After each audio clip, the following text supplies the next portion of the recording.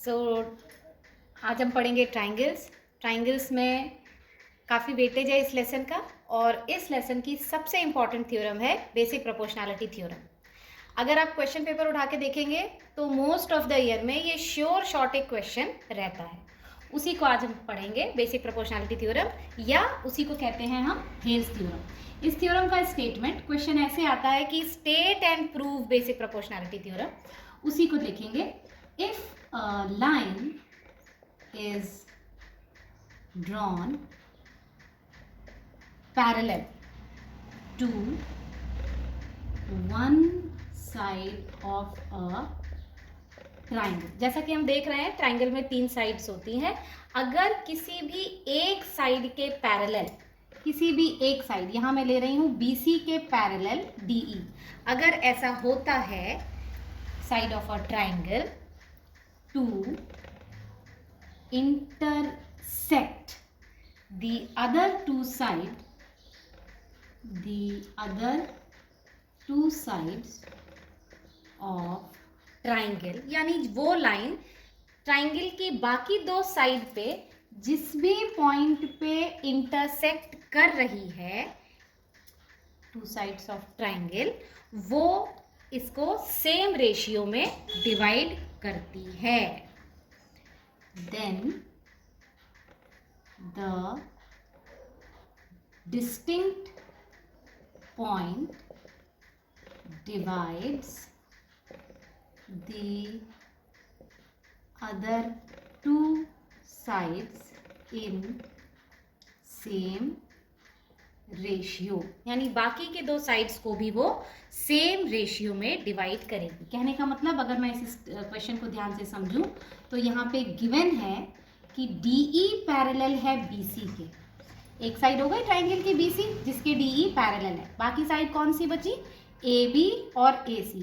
अब ये दो पॉइंट इन दो साइड्स को सेम पोर्शन में डिवाइड करेंगे, तो हमारा टू प्रूव का स्टेटमेंट हो जाएगा AD upon DB is equal to AE upon EC। ये चीज हमें प्रूव करनी है। गिवन एंड टू प्रूव लिखने के बाद नाउ हमारा नेक्स्ट स्टेप है construction. Construction is very important part of this theorem. उसको समझने के लिए हमको दो कंस्ट्रक्शन करने हैं। फर्स्ट कंस्ट्रक्शन मुझे करना है जॉइन। किसे जॉइन करूं मैं? Point B and point E को। तो first join BE and second join CD. See in the figure, join BE and CD, ऐसा ज्वाइन करेंगे। इसी के बाद नेक्स्ट कंस्ट्रक्शन का स्टेप है हमारा, एक परपेंडिकुलर ड्रॉप करना है हमें। Perpendicular from point E on the complete side AB। वापस से सुनिए, परपेंडिकुलर ड्रॉप करेंगे पॉइंट E to AB। Perpendicular means 90 degree, तो जिसको हम नाम देते हैं यहाँ पे L। Draw EL perpendicular to AB। पूरी साइड AB पे परपेंडिकुलर है, यानी कि AB के लिए ये होल क्वेश्चन में ये 90 डिग्री रहेगा। इस बेस के लिए हाइट रहेगा AB। उसी के बाद दूसरा मुझे ड्रॉ करना है D से। D से मैं लेती हूँ DM और वो परपेंडिकुलर रहेगा AC पे। अगर इसको हम फिगर में देखें तो हो जाएगा DM, यानी कि ये 90 डिग्री है फॉर कंप्लीट AC। तो नेक्स्ट स्टेप, लास्ट स्टेप था हमारा कंस्ट्रक्शन। कंस्ट्रक्शन के बाद है नेक्स्ट स्टेप प्रूफ। प्रूफ में हम क्या शुरू करेंगे? सबसे पहले मुझे एरिया निकालना है। किस ट्राइंगल का एरिया निकालना है? Triangle ADE। ट्राइंगल ADE बहुत अच्छे से हमें दिख रहा है ADE। अगर मैं इसका बेस लूं AD, यहां मैं लिख दे रही हूं टेकिंग बेस AD, तो इसका एरिया क्या होता है?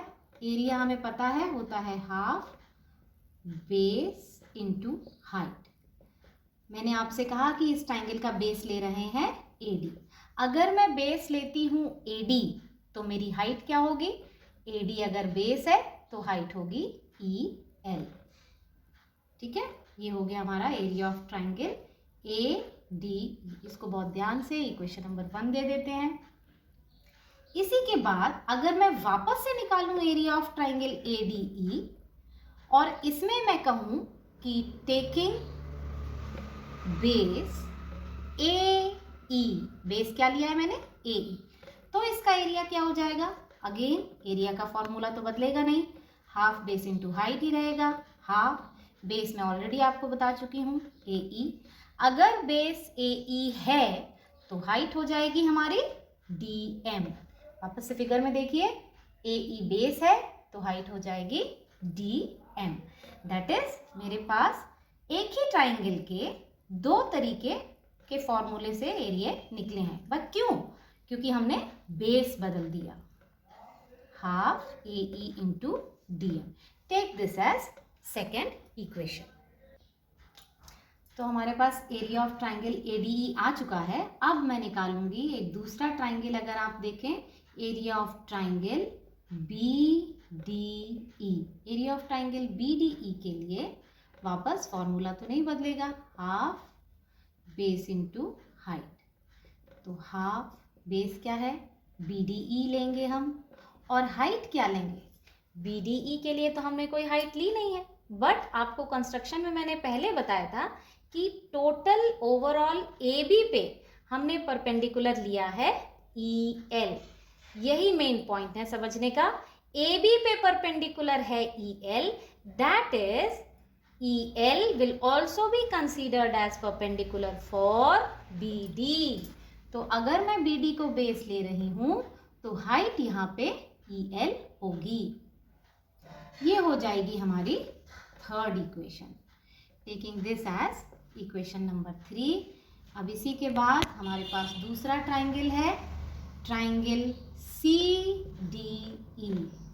इसके लिए भी हम एरिया निकालेंगे, half base into height. Again CDE के लिए भी बेस हमारा क्या होगा?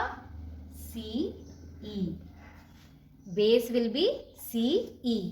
और हाइट क्या होगी इसके लिए? फॉर ट्राइंगल CDE हाइट होगी DM। अब वापस से समझे कि DM हाइट क्यों ली है मैंने?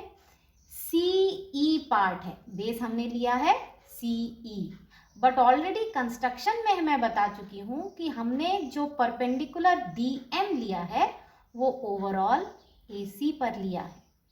और क्योंकि ये CE AC का पार्ट है और अगर लाइन AB पे परपेंडिकुलर है तो वो CED ट्राइंगल के लिए भी हाइट कंसीडर करी जाएगी। दैट इज ये हमारी आ जाएगी फोर्थ इक्वेशन। 4 ट्राइंगल के एरिया निकाले हमने ADE। First taking base as AD, दूसरी बार टेकिंग बेस एज AE, फिर ट्राइंगल BDE का निकाला है और फिर ट्राइंगल CDE का निकाला है। बट ये जो 3 और 4 में हमने ट्राइंगल लिया है BD और CDE, ये दोनों ट्राइंगल के एरिया इक्वल हैं। अब क्यों इक्वल है? इसको समझने के लिए एक रिजल्ट मैं यूज करूंगी। अगर मैं ध्यान से देखूं ट्राइंगल BDE को और ट्राइंगल CDE को, इन दोनों में ही क्या कॉमन है? अगर आप ध्यान से देखें ना, इसमें DE इसमें भी आ रहा है और DE इसमें भी आ रहा है, दैट इज DE कॉमन है। एक ही बेस पे है ये दोनों ट्राइंगल। अगर मैं यहाँ पे शेड करूं तो आपको समझ में आएगा, BDE ये ट्राइंगल है और CDE ये ट्राइंगल है। जो बेस है हमारा वो इस ट्राइंगल में है DE, बेस DE कॉमन है। That is triangle BDE and triangle CDE are on common base। क्या है वो बेस? DE।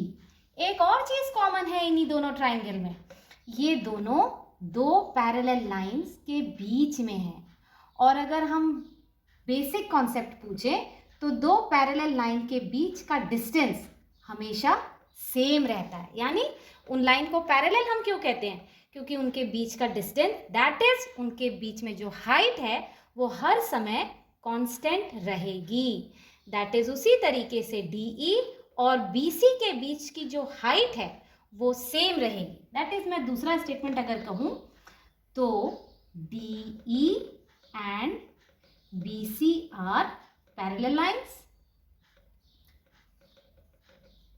पैरेलल लाइंस है ये दोनों, इनके बीच का डिस्टेंस सेम रहेगा और ये दोनों ट्राइंगल इन्हीं दो पैरेलल लाइंस के बीच में है। दैट इज, ये triangle are on common base and between same parallels. Triangle BDE and triangle CDE lies between same parallel lines।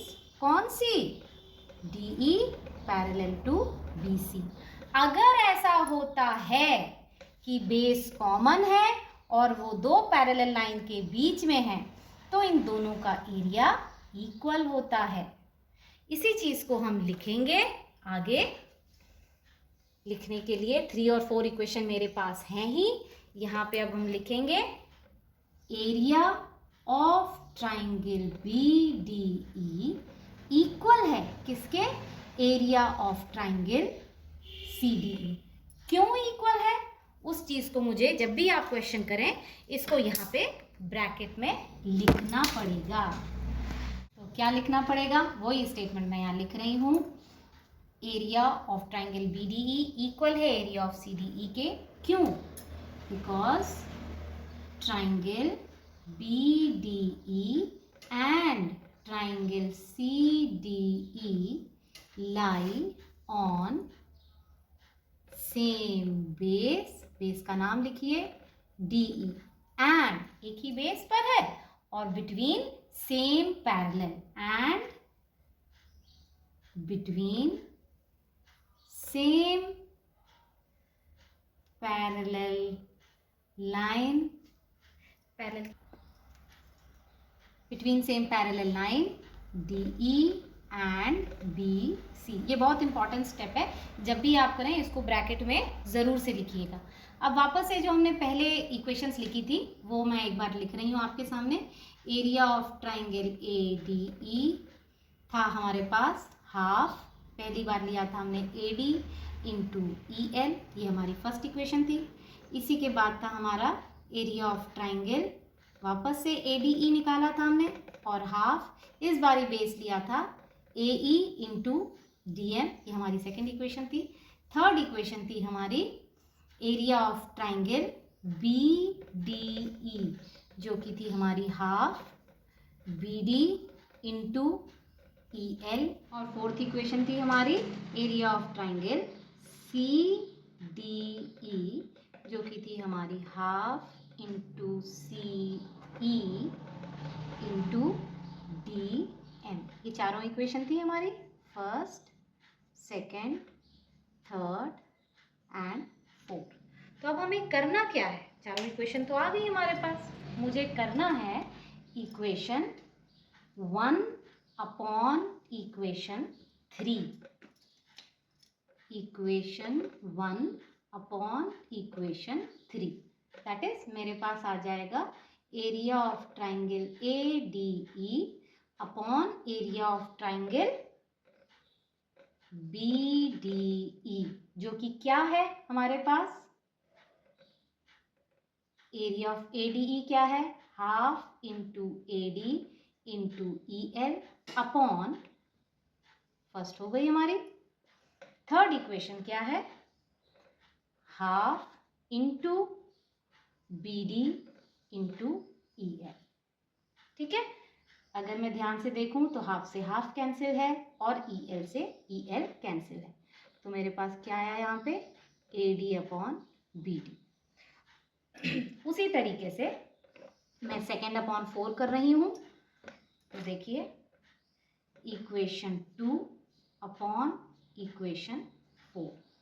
तो हमारे पास क्या आएगा, एरिया ऑफ ट्राइंगल वापस से ADE upon area of triangle CDE, जो कि क्या आ जाएगा, हाफ AE इंटू DM और हाफ CDE का क्या हो जाएगा, CE इंटू DM। इसमें भी अगर हम देखें तो हाफ से हाफ कैंसिल, DM से DM कैंसिल, और हमारे पास बचा AE अपॉन CE। ऑलमोस्ट हमारे पास रिजल्ट आ चुका है। उसको असेंबल करने का एक तरीका अगर आप देख लें तो अगर मैंने लिखा हुआ था पहले ही एरिया ऑफ ट्राइंगल ADE, तो एरिया ऑफ ट्राइंगल ADE का बेस मैं कुछ भी लूँ, एरिया तो नहीं बदलेगा।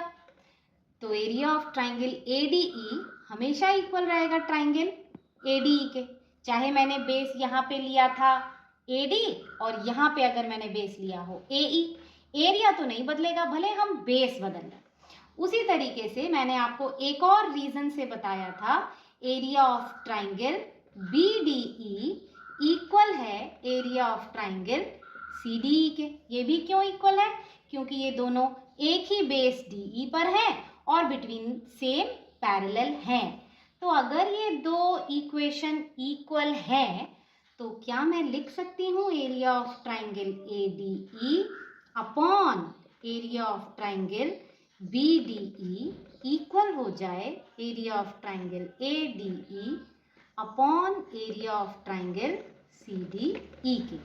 अभी हमने इससे पहले वाली इक्वेशन में क्या लिखा था, ADE अपॉन BDE, क्या आया था हमारे पास, AD अपॉन BD, और ADE अपॉन CDE में क्या आया था, AE अपॉन CE। यही है हमारा जो प्रूफ करना था। दैट इज हमने प्रूफ कर दिया। हम लेके चले थे DE पैरेलल टू BC और हमारे पास आ गया AD upon BD equal to AE upon CE। तो बेसिक प्रोपोर्शनैलिटी थ्योरम में अभी हमने प्रूफ करा है AD upon BD is equal to AE upon EC। ये हम अभी प्रूव कर चुके हैं। इसी के साथ कुछ दो और रिजल्ट होते हैं, वो भी जब हम क्वेश्चन सॉल्व करते हैं तो आते हैं। इसी का पार्ट है, कैसे आएंगे वो मैं अभी आपको बताऊंगी। AB upon DB is equal to AC upon CE। एक ये पार्ट हम प्रूव करेंगे और इसी के बाद एक दूसरा पार्ट प्रूव करेंगे, AD upon AB is equal to AE upon AC। ये दोनों पार्ट इसी BPT थ्योरम का रिजल्ट है।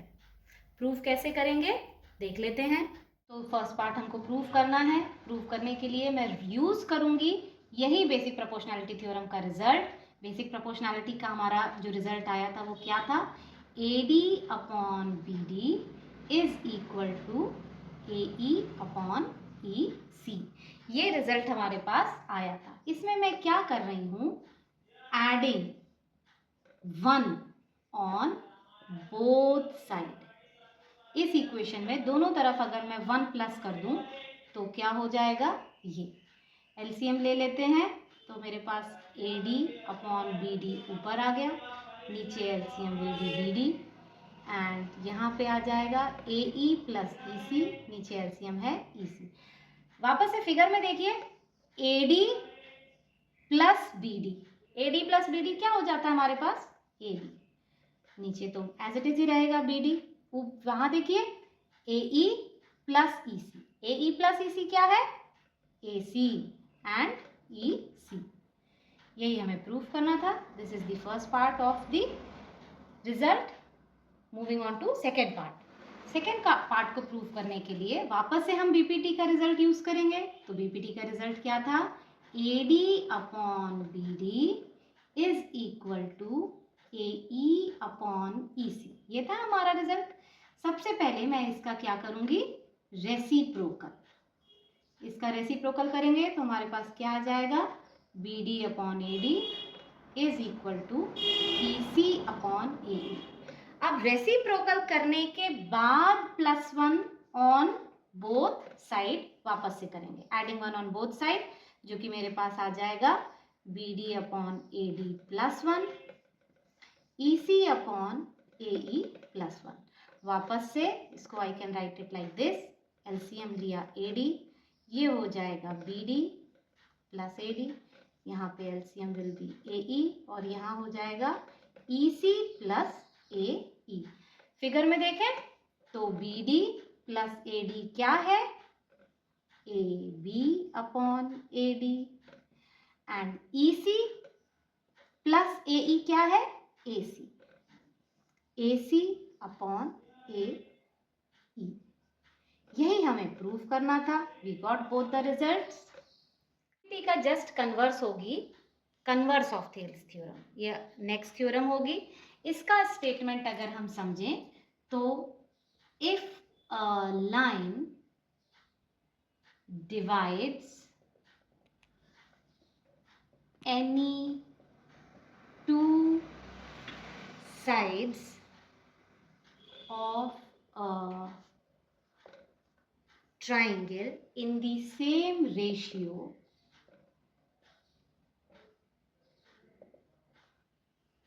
then the line must be parallel to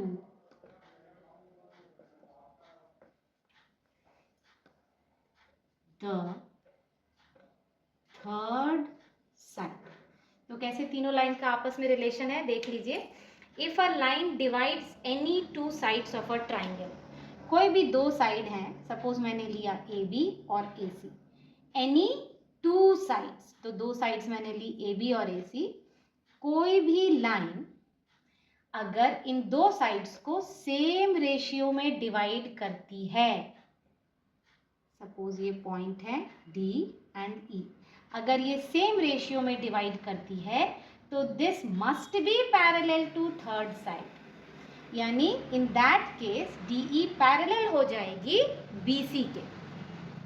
just converse है BPT का। BPT में हमारे पास गिवन रहता था कि DE पैरेलल है BC के। सबसे पहली चीज हम यही लिखते थे कि DE पैरेलल है BC के। यहाँ पर DE BC के पैरेलल नहीं है, वही चीज हमें प्रूव करनी है।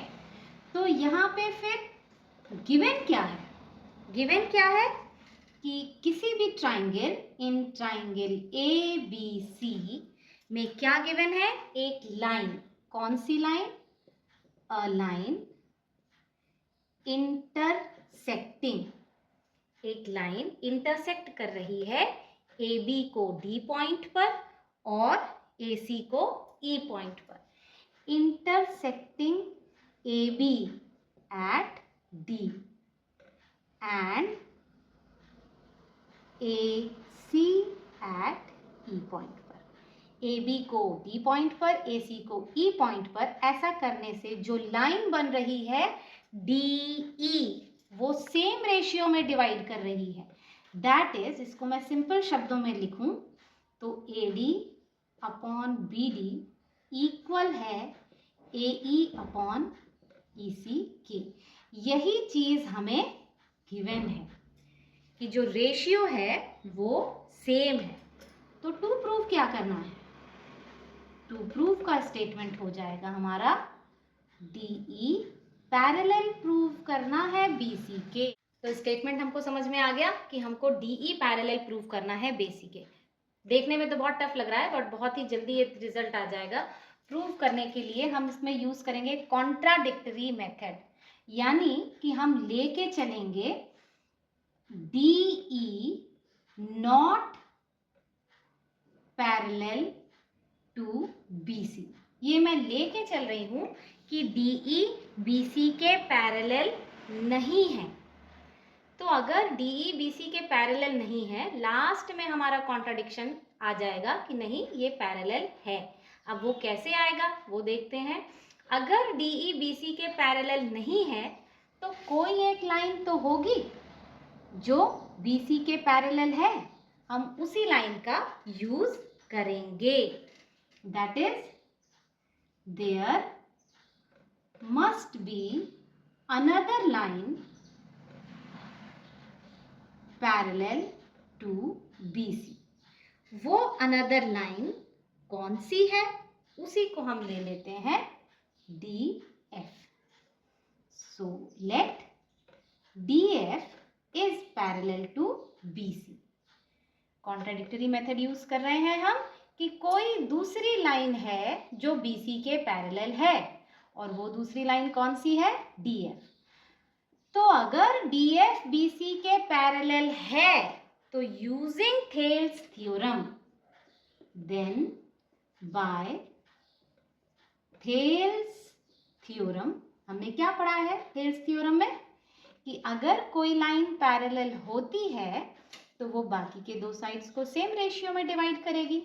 तो वही लिखेंगे, अगर DF पैरेलल है BC के तो मेरे पास आ जाएगा AD अपॉन BD इक्वल, किसके इक्वल होगा, AF अपॉन FC के. AF अपॉन FC के पैरेलल है, giving this as first equation. But अगर मैं वापस से देखूं, हमारे पास गिवन क्या था, इसी क्वेश्चन में गिवन था हमारे पास क्या, AD अपॉन BD, ये गिवन है क्वेश्चन में, AE upon EC. This was already given in the question, उसको हमने ले लिया सेकेंड इक्वेशन. अगर आप फर्स्ट और सेकेंड दोनों इक्वेशन को ध्यान से देखें और दोनों की लेफ्ट हैंड साइड देखें तो वो इक्वल है. तो हम ऑलरेडी जानते हैं कि things which are equal to same thing are equal to one another. तो हमारे पास जो गिवन है और जो अभी हमने कॉन्ट्राडिक्टरी मेथड से निकाला, इन्हीं दोनों इक्वेशन का लेफ्ट हैंड साइड इक्वल है. तो वी कैन राइट, जो हमारे पास फर्स्ट इक्वेशन से आया था, AF अपॉन FC, दोनों ही इक्वेशन की राइट हैंड साइड हम लिख लेंगे, is equal to AE upon EC. दोनों फर्स्ट सेकेंड इक्वेशन की राइट हैंड साइड हमारे पास आ चुकी हैं. इसी इक्वेशन में हम वापस से करेंगे एडिंग 1 ऑन बोथ साइड. इस ऊपर वाली इक्वेशन में दोनों तरफ अगर मैं +1 करती हूँ तो मेरे पास क्या आएगा, वही हमारा रिजल्ट होगा. LCM हमारा FC ही रहेगा, यहाँ पे हो जाएगा AF प्लस FC, यहाँ पे LCM है EC, यहाँ पे हो जाएगा AE प्लस EC. फिगर में अगर आप देखें तो AF प्लस FC AC होता है, और यहाँ पे AE प्लस EC भी AC ही होता है. दोनों इक्वेशन को देखें तो AC AC कॉमन है, इक्वल टू के अपोजिट तरफ है तो कैंसिल हो जाएंगे. तो हमारे पास रिजल्ट क्या आया, 1 upon FC is equal to 1 upon EC. Cross multiply करें तो मेरे पास आ गया EC is equal to FC. अगर EC FC के इक्वल है तो इसका क्या मतलब है कि जो दोनों पॉइंट है, कौन से, E and F, that is E and F, ये पॉइंट अलग अलग नहीं है, ये कोइंसाइड कर रहे हैं. ठीक है, तो अगर ये दोनों इक्वल है, इसका मतलब point E and F coincide with each other. ये दोनों पॉइंट एक दूसरे के संग कोइंसाइड कर रहे हैं. अगर कोइंसाइड कर रहे हैं इसका मतलब F और E दोनों एक ही जगह पर हैं, यानी कोई दूसरी लाइन ऐसी नहीं होगी कि जो कि BC के पैरेलल हो. That is, this implies to, हम लिख सकते हैं कि DE पैरेलल है BC के. Hence proved. बच्चों, जो हमने दोनों थ्योरम्स पढ़ी हैं, बेसिक प्रोपोर्शनैलिटी थ्योरम और उसी का कन्वर्स, उसी से रिलेटेड ये कुछ प्रैक्टिस क्वेश्चंस हैं. इसका लिंक मैंने डिस्क्रिप्शन में भी डाला हुआ है, और इन क्वेश्चन से रिगार्डिंग अगर आपको कोई भी डाउट हो तो आप मुझे कमेंट सेक्शन में मैसेज कर सकते हैं. Thank you for today.